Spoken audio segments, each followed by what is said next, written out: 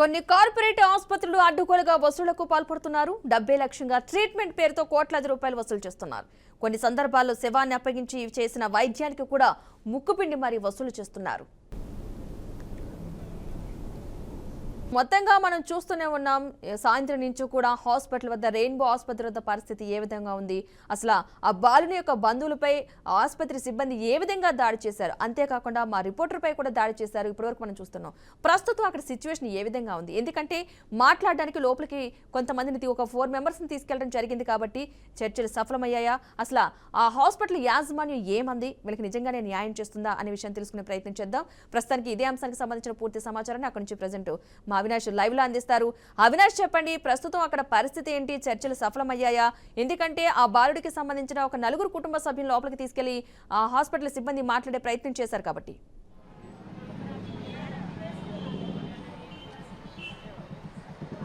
పద్మ, ఇప్పటి వరకు అయితే ఎలాంటి అప్డేట్ అయితే లేదు. చాలా క్లియర్గా చెప్పాలని అంటే, కాకపోతే ఒక మాట తెలుస్తూ ఉంది. ఏంటంటే హాస్పిటల్ యాజమాన్యం ఎలాగైనా సరే బాధితుడి కుటుంబాన్ని భద్రం చేసేటువంటి విధంగా మాటలు అయితే వినిపిస్తూ ఉన్నాయి. అయితే 4 గంటల నుంచి మనం ఇక్కడ ఉన్నాం. 4 గంట ఎప్పుడైతే తాకిందో అప్పటి నుంచి మనం ఇక్కడ ఉన్నాం. 5 గంటలు కావస్తూ ఉంది, అంటే 9 అవుతుంది. నేను 4 గంటలకు ఇక్కడికి వచ్చా, ఇప్పుడు టైం సరిగ్గా 9 అవుతా ఉంది. ఇప్పటి వరకు ఎలాంటి అప్డేట్ లేదు. వాళ్ళని తీసుకెళ్లి 10 నిమిషాల్లో మాట్లాడి మీకు ఏదో ఒక న్యాయం మేము చేస్తాం అనేటువంటి మాట వాళ్ళు అన్నారు. బట్ ఇప్పటి వరకు కనీసం ఒక్క మాట కూడా చెప్పినటువంటి దాఖలా లేదు. రెండో విషయం ఏంటంటే, ఇంత జరుగుతూ ఉన్నా ఇటు పోలీస్ శాఖ వారు అప్పుడేదో తూతూ మంత్రంగా హాస్పిటల్ మేనేజ్మెంట్ ఏదో పిలిచింది కదా అని చెప్పేసి వచ్చి ఏదో మేము మాట్లాడిస్తామని చెప్పేసి వాళ్ళని లోపలికి పంపించారు. కానీ ఇప్పటి వరకు కూడా ఇటు పోలీస్ శాఖ వారు కానీ లేదంటే ప్రభుత్వం కానీ ఏ రాజకీయ పార్టీ కానీ దీనికి సంబంధించి ఇప్పటివరకు మాట్లాడిన ఘటన కూడా మనకు కనబడట్లేదు. అంటే ఎంత దిగజారుడు రాజకీయాలు ఈ రాజకీయ పార్టీలు చేస్తూ ఉన్నాయి, ప్రభుత్వం చేస్తూ ఉంది అనేటువంటిది మనం చూసుకోవచ్చు. మనం చూస్తే ఓవైపు ఇక్కడ ఇంతమంది బాధితులు, అలాగే జర్నలిస్టుల మీద జరిగినటువంటి దాడి, మన కెమెరామెన్ మీద జరిగినటువంటి దాడే కావచ్చు, లేదా నా మీద జరిగినటువంటి దాడే కావచ్చు, దానికి మద్దతుగా బీఆర్కే కుటుంబం అంతా ఇక్కడ కూర్చొని ఉంది. అలాగే బాధితులందరినీ చూసుకోవచ్చు. ఆడబిడ్డలు ఉదయం పొద్దున 10:30, 11 గంటలకు వచ్చారు. ఆ తల్లులంతా 10:30 నుంచి ఉదయం ఇక్కడ కూర్చొని ఉంటే తిండి, నీళ్లు, నిద్ర ఏమీ లేక ఇక్కడ కూర్చొని ఉంటే కనీసం ఇప్పటి వరకు కూడా ఆ మేనేజ్మెంట్ ఎప్పుడో 5 గంటలకు 6 గంటలకు వాళ్ళ లోపల తీసుకెళ్ళింది. ఇప్పటి వరకు మాట్లాడి మరి చెప్పినటువంటి దాఖలాలు అయితే ఏం లేవు. ఒక్క మాట వాళ్ళకి కనీసం తిన్నారా తాగినారా అనేటువంటి మాట కూడా అడిగినటువంటి పాపం మా హాస్పిటల్ చేయలేదు. 1,50,00,000 రూపాయలు ఏదైతే 1,20,00,000 వీళ్ళ దగ్గర వసూలు చేశారో, మిగిలిన 30 లక్షలు ఏవైతే డొనేషన్స్ చేసేటువంటి లేదా ఆపన్న హస్తానులుగా నిల్చున్నటువంటి సంస్థలు ఏవైతే ఉన్నాయో ఫెడరేషన్స్, వాటి దగ్గర నుంచి వసూలు చేసినటువంటి మిగిలిన 30 లక్షలకు సంబంధించి కూడా, అంటే టోటల్గా ఇటు ఉన్నటువంటి ఆర్గనైజేషన్స్ కావచ్చు, ఏదైతే ఇబ్బందులు ఉన్న వారికి సహాయం చేసేటువంటి దాతల సంస్థలు కావచ్చు, అలాగే ఈ బాధిత కుటుంబం దగ్గర నుంచి 1,20,00,000 ఏదైతే వసూలు చేశారంటే మొత్తంగా 1,50,00,000 వసూలు చేసినటువంటి ఆసుపత్రి యాజమాన్యం ఇప్పటి వరకు ఎలాంటి మాటలు కానీ ఎలాంటి ఇది కానీ చేయలేదు. సో ఇప్పటి వరకు ఎలాంటి ఇది చేయలేదు. దీన్ని బట్టి మనం అర్థం చేసుకోవచ్చు ఇక్కడ ఏం జరుగుతుంది అనేటువంటిది. ఒక్కసారి ఇక్కడ ఉన్నటువంటి బాధిత మహిళల్ని, ఆ కుటుంబానికి సంబంధించినటువంటి మహిళలతో మాట్లాడేటువంటి ప్రయత్నం చేద్దాం. అసలు వాళ్ళు ఏం కోరుతా ఉన్నారు. వాళ్ళు క్లియర్గా 2 మాటలు ఇందాక చెప్పడం జరిగింది. అయితే మాకు ఏదో ఒక సాయం చేయండి, ఎందుకంటే మీ హాస్పిటల్ని నమ్ముకొని మా ఇల్లు, పొలం, గూడు అన్నీ వదులుకొని అన్నిటిని అమ్ముకొని ఆఖరికి మా ప్రాణమానాలు కూడా మీకు ఇచ్చేస్తామయ్యా, మా బిడ్డను కాపాడండి అన్నారు. అలాంటిది ఇప్పటి వరకు దానికి సంబంధించి ఎలాంటిది ఏమీ జరగలేదు. మరి ఇంత జరుగుతూ ఉన్నా కూడా హాస్పిటల్ యాజమాన్యం స్పందించట్లేదు. పోలీస్ శాఖ వారు వచ్చి వెళ్ళిపోయారు తూతూ మంత్రంగా వచ్చేసి. మరి ఇక్కడ ఉన్నటువంటి ఈ బాధిత మహిళలు ఎవరైతే ఉన్నారో, ఆ చనిపోయినటువంటి బిడ్డ యొక్క తల్లిదండ్రులు, తర్వాత కుటుంబ సభ్యులు ఎవరైతే ఉన్నారో వాళ్ళ మాటల్లోనే వినేటువంటి ప్రయత్నం చేద్దాం. కనీసం నీళ్లు తాగే అవకాశం కూడా, నీళ్లు తాగేటువంటి ఏర్పాటు కూడా ఈ హాస్పిటల్ యాజమాన్యం చేయలేదు అని అంటే వాళ్ళని ఏ విధంగా చూస్తుంది ఈ హాస్పిటల్ యాజమాన్యం అనేది మనం భావించుకోవచ్చు. ఒక్క మాట వాళ్ళతోనే మాట్లాడించేటువంటి ప్రయత్నం చేద్దాం. అమ్మ, మీరు ఎలాంటి న్యాయం ఎక్స్పెక్ట్ చేస్తూ ఉన్నారు ఇప్పుడు ఈ యాజమాన్యంలో? ఎలాంటి ఏ విధమైనటువంటి న్యాయం ఎక్స్పెక్ట్ చేస్తా ఉన్నారమ్మా మీరు ఈ రెయిన్బో హాస్పిటల్? మాట్లాడడానికి వెళ్ళారు, ఇంకా రాలేరు. కాచిన ఇన్ని పైసలు కట్టినాము, 1,50,00,000 కట్టినాము. ఆ పైసలన్నా ఇవ్వాలి, లేకపోతే మా బాబు కన్నా ఇవ్వాలి. అంటే బాబు ఎలాగో తిరిగి రాలేని రోగాలకు చేరిపోయినాడు కాబట్టి డబ్బులన్నా ఇవ్వాలి. నువ్వు ఆ రోజు ఎందుకు ఒప్పుకున్నావు?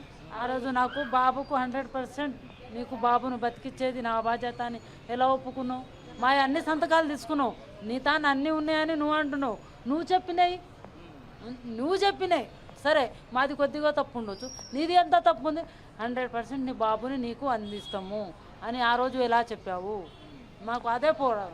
అమ్మ ఇక్కడ ఒక మాట, వీళ్ళు హాస్పిటల్ మేనేజ్మెంట్ దగ్గర నుంచి లేదా హాస్పిటల్ సిబ్బంది దగ్గర నుంచి వచ్చినటువంటి ఒక మాట ఉన్నది, మీకు అన్నీ తెలిసే మీరు పేపర్ల పైన సంతకాలు పెట్టించుకున్న తర్వాతే మేము మీ బాబుని చేర్చుకున్నాం కదా, బాబుకి ఏమైనా మాకు సంబంధం లేదనేటువంటి మాట అంటున్నారేమో అనేటువంటి మాట కూడా లోపల నుంచి చూచాయిగా వినిపిస్తుంది.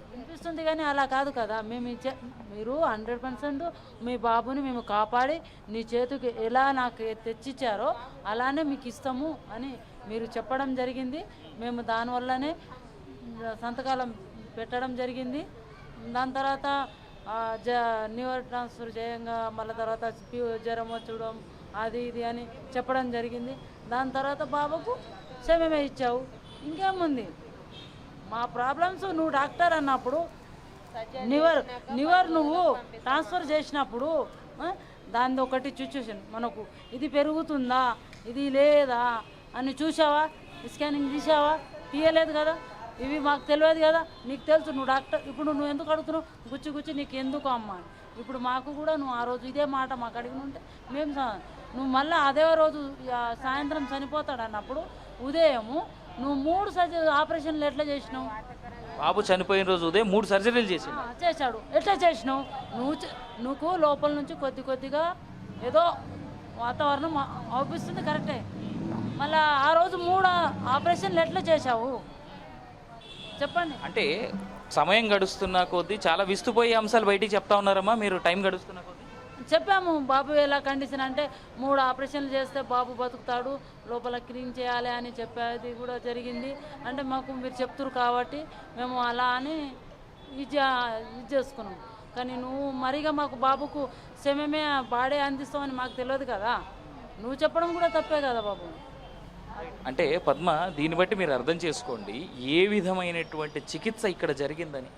బాబు చనిపోయే రోజు ఉదయం పూట కూడా 3 సార్లు ఆ పిల్లవాడికి సర్జరీలు చేశారంటే ఏం సర్జరీ చేశారు వీళ్ళు? అంటే అసలు ఏ ట్రీట్మెంట్ ఇచ్చారు అనేటువంటిది కూడా చాలా ప్రశ్నార్థకంగా మనం చూడవచ్చు ఇక్కడ. అంటే ఇంత దారుణమైనటువంటి ట్రీట్మెంట్ కూడా ఇస్తారా అనేటువంటి ప్రశ్నకి నిజంగా సమాధానం వెతకాల్సినటువంటి అంశం, సమాధానం వెతకాల్సినటువంటి సమయం ఇది పద్మ. అయితే అవినాష్, మనం చూస్తున్నాం వాళ్ళు ఉదయం 10:30 నుంచి దాదాపు 11 గంటలు ఇక్కడే కూర్చుని ఉన్నారు న్యాయం కోసం. అయితే కనుక చర్చల కోసం తీసుకెళ్ళి దాదాపు 2-3 గంటలు అయింది. ఇదంతా చూస్తుంటే వీళ్ళకైనా న్యాయం జరిగే అవకాశం ఉందా? అసలు ఏ కోణంలోనే కనిపిస్తుందా విషయానికి సంబంధించి?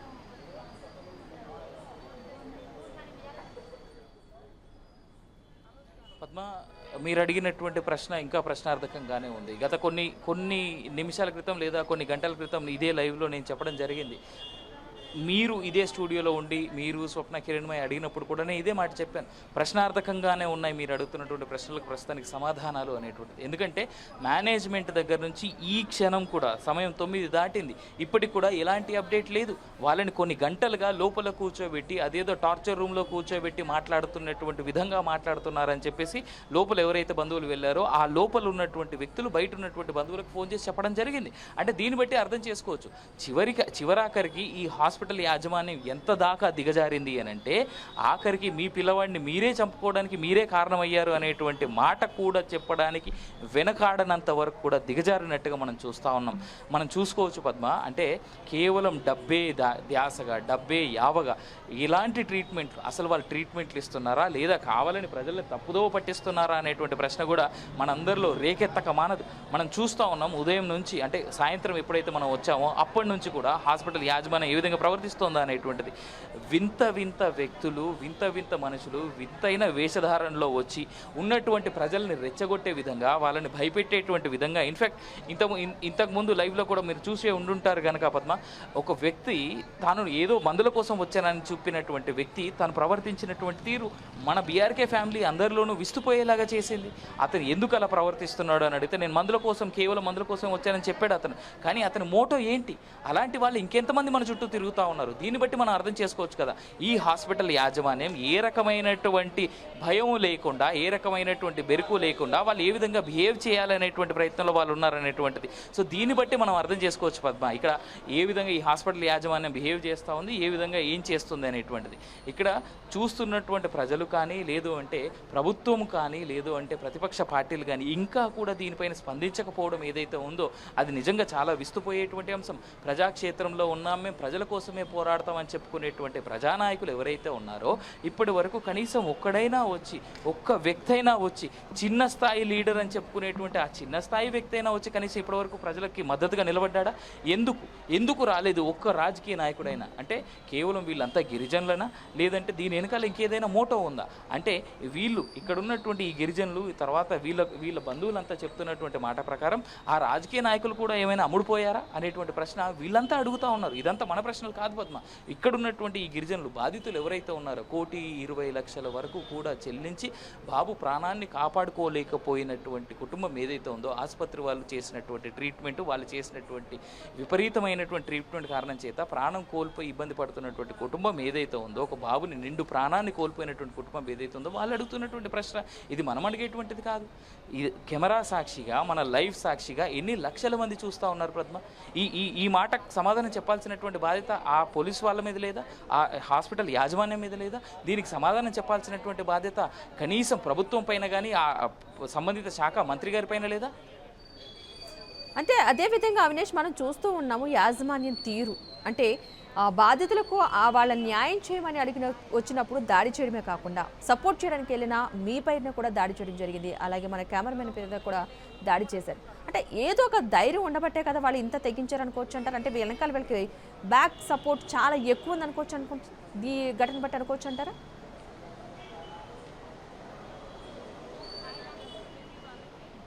ఖచ్చితంగా పద్మ, దీనికి కారణం కూడా లేకపోలేదు. ఎందుకంటే డబ్బు తరువాత ఇన్నేళ్లుగా కార్పొరేట్ బిజినెస్ చేస్తున్నటువంటి ఏ హాస్పిటల్ అయినా ఖచ్చితంగా కార్పొరేట్ మాఫియాలో తనకంటూ సుస్థిరమైనటువంటి స్థానాన్ని ఏర్పాటు చేసుకొని ఉంటుంది. రెండోది ఏంటంటే ఇప్పుడున్నటువంటి ఈ జనాల్లో, ఇప్పుడున్నటువంటి ఈ కార్పొరేట్ మాఫియా ఖచ్చితంగా మేము ఏదో రకంగా డబ్బు వెదజల్లితే చాలు న్యాయం మా వైపే ఉంటుంది, అన్యాయం చేసినా సరే మేము న్యాయం చేసినటువంటి అద్భుతమైనటువంటి మనుషులు అని చెప్పుకొని చలామణి అవ్వడానికి, పెద్ద వ్యక్తులుగా చలామణి అవ్వడానికి వాళ్ళకంటూ పూర్తిగా అన్ని రకాల రైట్ వచ్చేస్తుంది కదా పద్మ.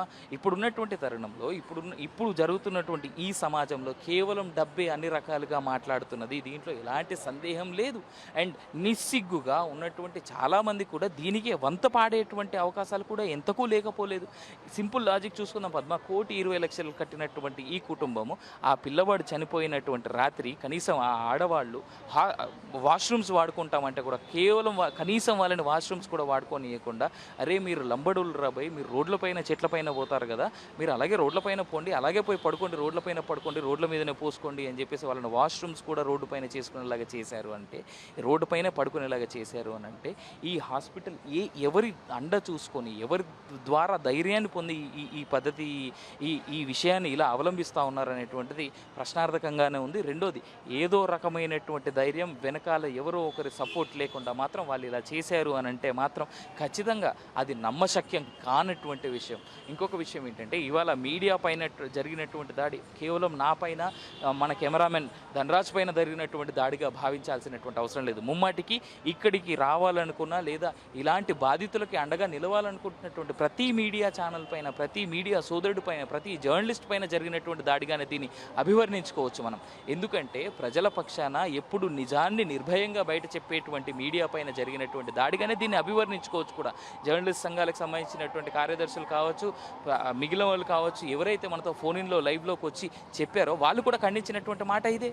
సీఎంఓ వరకు కూడా ఈ విషయాన్ని తీసుకెళ్లేందుకు మన బీఆర్కే యాజమాన్యం కూడా సిద్ధమయ్యింది, చీఫ్ మినిస్టర్ ఆఫీస్ వరకు కూడా. సో దీన్ని బట్టి మనం అర్థం చేసుకోవచ్చు ఇక్కడ జరుగుతున్నది ఏంటి, ఏ విధంగా చర్యలు ఉన్నాయి, ఎందుకు ఇప్పటి వరకు యాజమాన్యం ఏదైతే ఈ రెయిన్బో యాజమాన్యం ఉందో వాళ్ళు ఎందుకు మాట్లాడలేదు అనేటువంటి దానికి మాత్రం సమాధానం నిజంగా దొరకట్లేదు. మరి ఎందుకు ఇన్ని గంటలు గడుస్తూ ఉన్నా, కనీసం 6-7 గంటలకు వాళ్ళు లోపలికి వెళ్ళుంటారు, సమయం 9 కావస్తూ 9 దాటింది, 2 గంటలు 3 గంటలు దాటాయి, అయినప్పటికీ కూడా లోపల నుంచి ఇప్పటివరకు కనీసం ఒక్క సమాచారం వాళ్ళు ఏదో ఒక న్యాయం చేసేందుకు సిద్ధపడ్డారా? లేదు అంటే వీళ్ళని మీ ఇష్టం వచ్చింది మీరు చేసుకోండి అనేటువంటి స్టేట్మెంట్స్ ఇంతకుముందు ఏదైతే చెప్పారో అదే స్టేట్మెంట్స్ చెప్పి ఆ స్టేట్మెంట్స్కి కట్టుబడి ఉన్నారా అనేటువంటి విషయాన్ని కూడా కనీసం బయటికి వెళ్ళచెప్పడం లేదు. అంటే వాళ్ళు ఎంతలా దిగజారిపోయాడు, డబ్బుల కోసం ఎంతలా తాతాలాడుతూ ఉన్నారు. మీ చావు మీరు చావండి అంటూ గిరిజన బిడ్డల్ని రోడ్డు మీద పడేసినటువంటి తీరుని మనం ఈ పూట చూసుకోవచ్చు పద్మ.